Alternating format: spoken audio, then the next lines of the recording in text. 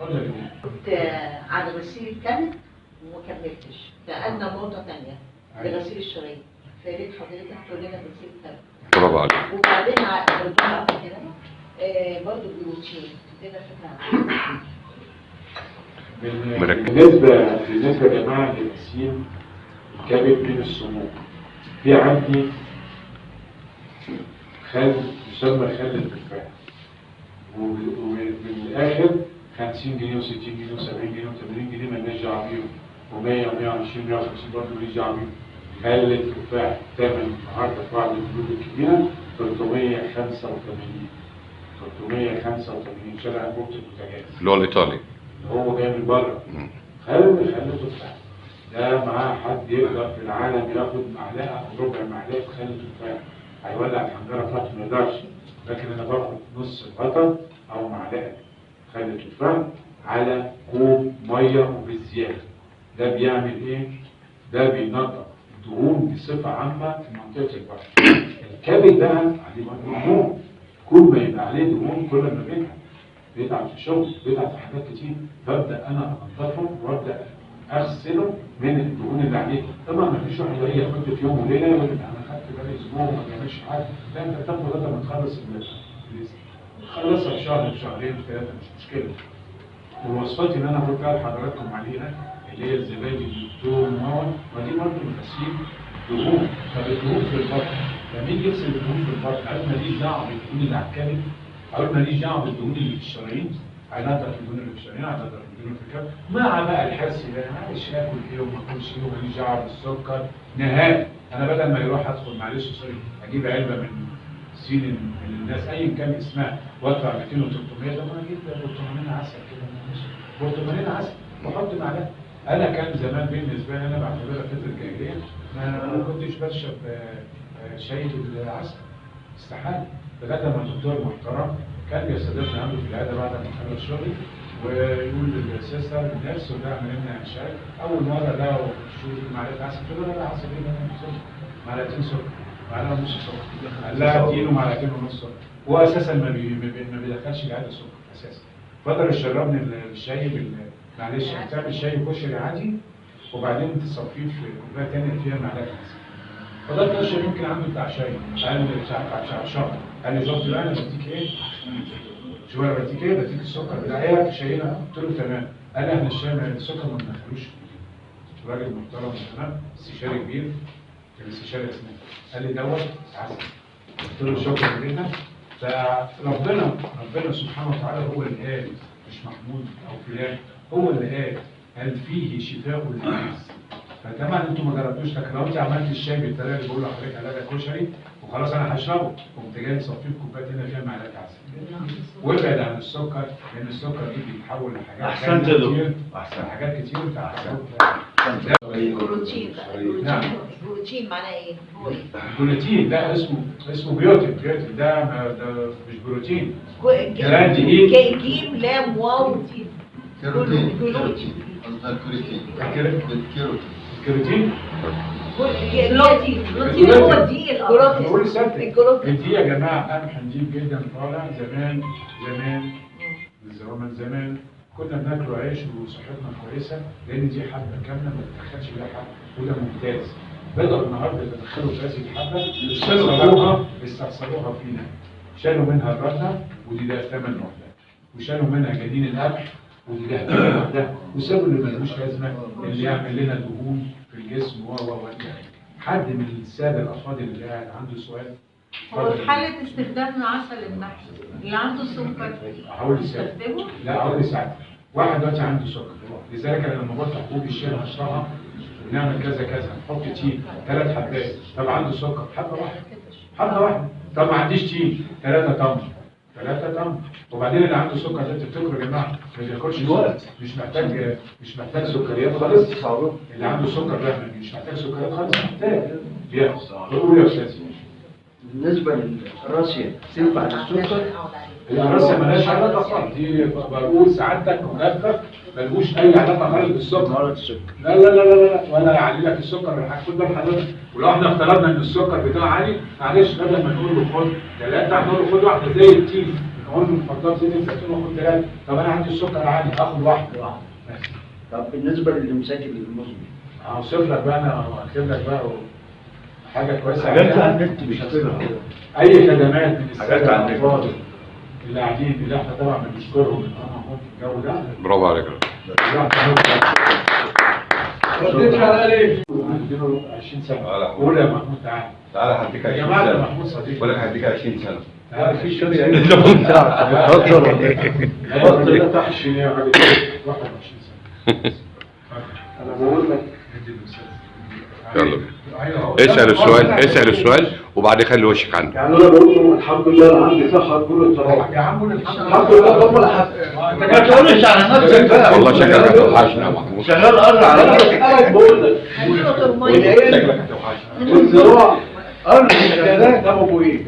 يبقى فيا يعني عوامل دمويه.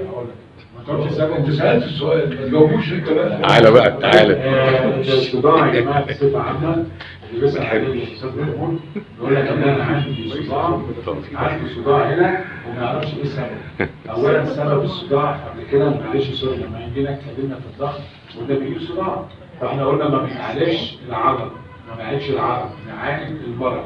فالسبب الصداع 4-5 حاجات، لازم نكشف كويس انف واذن محنجره واشوف انا عندي سنان معلش تعبانه، العصب بتاعها تعبان، لقيت انا عندي هنا سليم، انف واذن سليمه، قناه الساكن سليمه، ابص بقى هل انا بنام كويس؟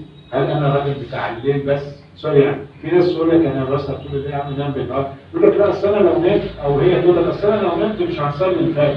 قال يعني ايه؟ لو نمت مش هتصلي الفجر ابتدت. لا يا اخي نام، نام او يا اخويا نام، لا نام بدري. ليه ده؟ نسبة 90% من الصحة، الغدد بتشتغل من 10 ل 2 3 بالليل. نام واصحى عادي، لكن تيجي تصلي لغاية الفجر الساعة 4:30 لغاية 5 إلا مش هتصلي الفجر سيادتك. وبعدين جعلنا الليل لباسا جعلنا النهار معاشا. احنا قلبنا الليل، جعلنا النهار سباتا وجعلنا الليل معاشا. بالعكس كده كبير، والغدد كلها ما بتعملش غير بالليل، وبالتالي مش هيبقى كويس عليك لا على القاع العين ولا على الاذن ولا الانف ولا حاجه، ويبدا الصداع. ده بجانب بقى بعض حاجات سوري نفسيه، بيحتاج صحه نفسيه، مش ان هو مجنون او ان هي مجنونه، صحه نفسيه كلنا محتاجينها. انا محتاج صحه نفسيه، لو انا ما عنديش اتزان نفسي تمام التمام ممكن واحد يعمل لي كده اروح اعيط، لكن ممكن واحد يقول كلام انا عندي ثقه نفسي. عندي سؤال معلش. اتفضل يا ريس. انا اللي بصور عند وش في بنسمع عن السكتة الدماغية تقريبا يعني نعرف فيه هو الوقت اللي هو لا مؤاخذة ان انت لما بتيجي بتقوم بتنام وتقوم تصلي الفجر، بعد الفجر بيبدأ ان انت بتقوم بتجدد تاني الخلايا والقلب تاني بيشتغل والاعضاء تاني بتشتغل، بيبدأ ان واخد بالك ان انا بظبط نفسي من تاني.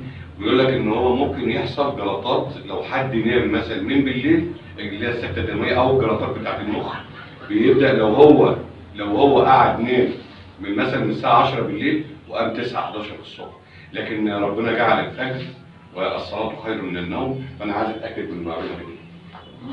شكرا. سؤال جميل.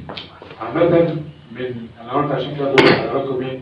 النوم من 10 لغايه الساعه 2 3 4 الفتره دي حضراتكم الغدد بتشتغل كويس وكل حاجه بتشتغل كويس. يوم يصلي الفجر وينام ان شاء الله غير الموعد بتاعه وقام ونام ان شاء الله ما يجيلوش حاجه.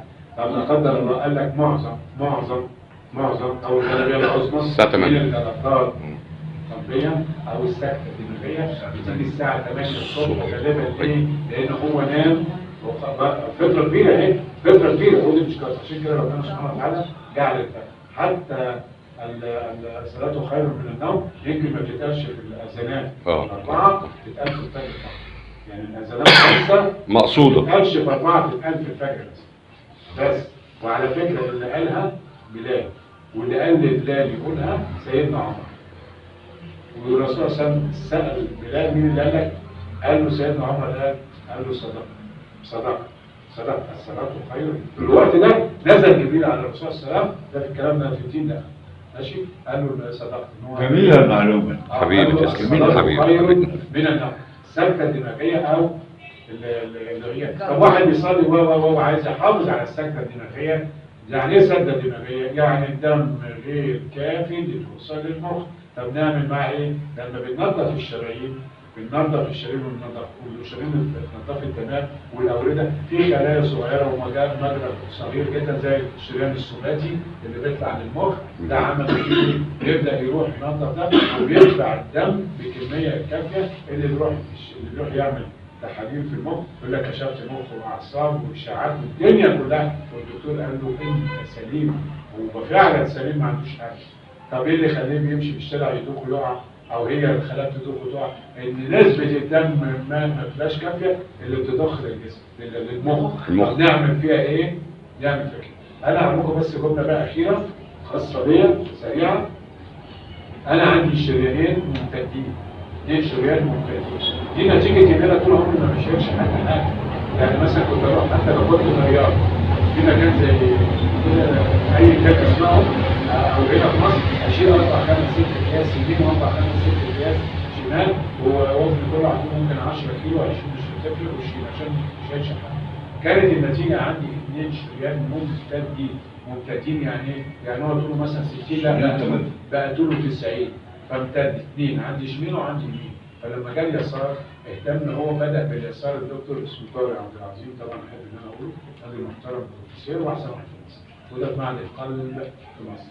فبدا ان هو يشتغل على ده السبب لان دوت بيمر بالشريان السباتي اللي بيغذي المخ.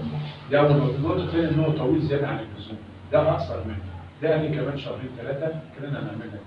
فانت بتدخل العمليات او الناس كلها بتدخل العمليات يعني بمعاد وبرجليه، لكن اللي بيطلع من العمليه اللي بيطلعه ربنا سبحانه وتعالى. لو ده مجدي يعقوب وفلان وفلان ومليون طبيب وملوش ان هو يطلع مش هيطلع. صح. نطلع باذن الله.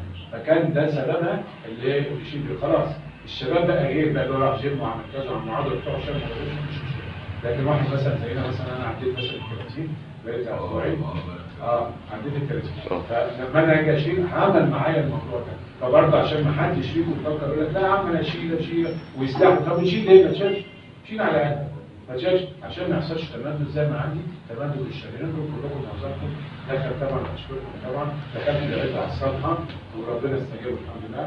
واي حد من اللي قاعدين الافاضل عنده سؤال تحت حد عنده سؤال؟ شاكرين جدا من المره شكرا. يعني أمسية جميلة بجد. استفادة استفادة. شكرا دكتور محمود. أستاذ سمير الغندور أهلا وسهلا بيك. الأستاذة فاتن والأستاذة أميمة أهلا وسهلا بيك. دكتور وعبد المنعم مروان طبعا أستاذ تسلم. حلمي فتحي محمد أستاذ محمد عباس أهلا وسهلا. أستاذنا الكبير الأستاذ أحمد الحمد شرفتنا ونورتنا أستاذنا الكبير أهلا وسهلا بيك. أستاذ سامي محمد عباس سامي أهلا وسهلا بيك. دكتور عزة شرفتنا أستاذنا. أستاذ حسين أهلا وسهلا بيك. الأستاذ صديق أبو أحمد أهلا وسهلا ومرحبا. وطبعا الأستاذ محمود معاذ ده الأساس زي الدكتور محمود معاذ معرفش ينفع. أهلا ومرحبا بكم. احنا قدامنا قد إيه بالظبط؟ احنا هناخد الصورة الجماعية بس عشان هو خلاص كده عمل لي. هي المحاضرة دي بصراحة تغنينا عن أي حاجة بجد والله والله. حقيقي احنا استفدنا استفادة جميلة جدا وهنحاول نكرر. يلا بينا. يلا على الصورة الجماعية عشان بس يوم ايوه طب ايوه انا عارف. اقول لك ايه؟ بص طب سيبني انا مش هجيب. لا اقسم بالله وش انا جاي طريقه انا عندي رقم التليفون على الواتس واخد بالك هو هيكلمه هيكلمك ابعت له الرابط هتخش بقى تفهم كل حاجه. معلش يا استاذ احمد الندوه النهارده طبعا شرفتنا، الندوه جميله النهارده، هي الصحه اهم من اي حاجه، فاحنا النهارده خصصناها للكلام الكبير ده.